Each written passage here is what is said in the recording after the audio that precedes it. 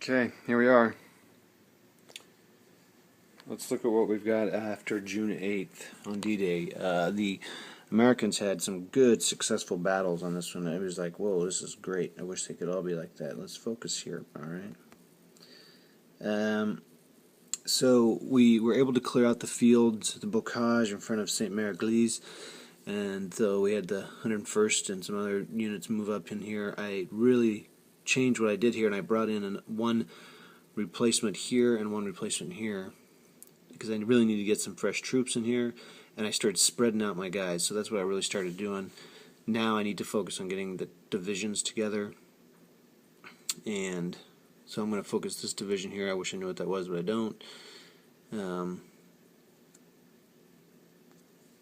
going to focus that division on probably getting over here to Carentan, where I was successfully able to push the Fallschirmjägers. I just disrupted them. They didn't reduce, unfortunately, but they fell back into Carentan. So, and then I just feel really good about what happened there. Now, one thing, I was kind of hesitant. I was like not wanting to waste time on these, and now I realize why I should have, because these guys could go here and here and get up to this beach, which now, as I think of it, is the Germans.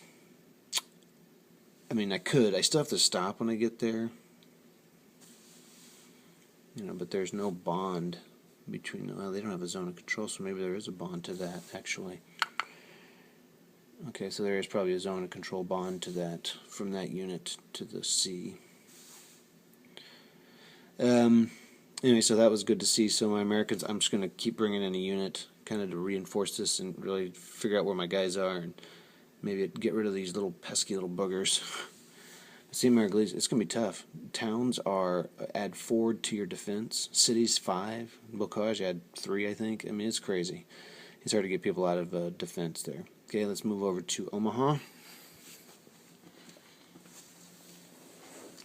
Again, I had some good success. I was able to get rid of the troops out of Grand Camp Les Bains. Grand Camp Les Bains. So that's cool. Move them back. Actually, I defeated them. And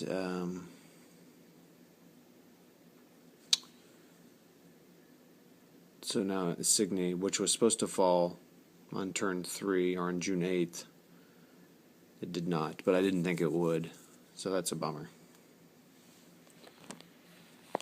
So again, my goal here is I don't want to spread out too thin. You can see that I'm just being very cautious, especially right here. I've got this gap, and they say that's the weak spot where the two commands, so the Americans are on this side, the British are on this side.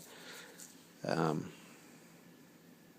my goal is to keep 2 hexes between them, because then that way at least the German would have to stop there. It's not a bond, so they can still cross it, but they'd have to stop each turn. So I'm not quite sure how I'm going to do that. I'm not going to try to get to St. Lo the next turn, because that would leave too much space.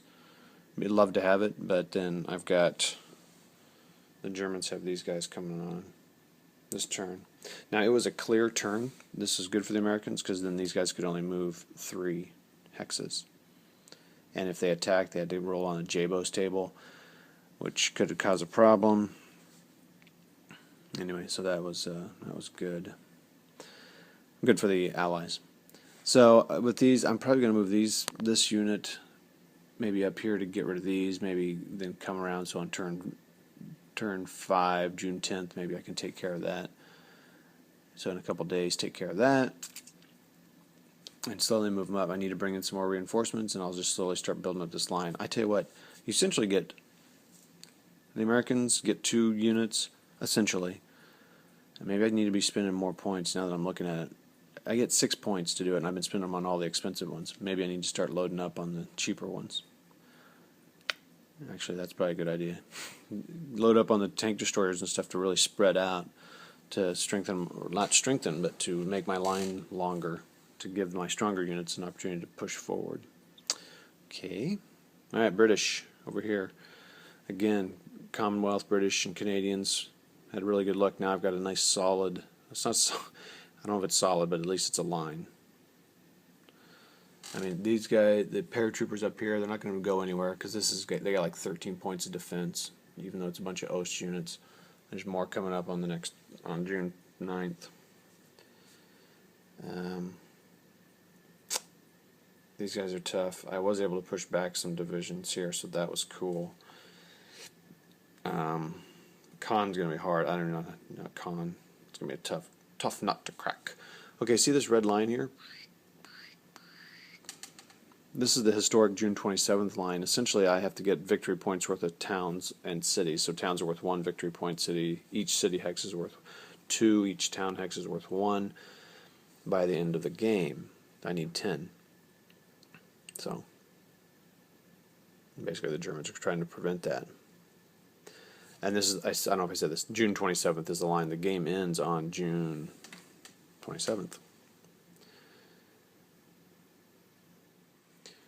So anyway, that's one way to win is with the victory points. Another way, there's like 3 automatic victories, like 2 out of 3 things can happen for an automatic victory. Either have I don't remember, so many hexes of Con, have St. Lo, and something with the Cherbourg, cut them off, I believe.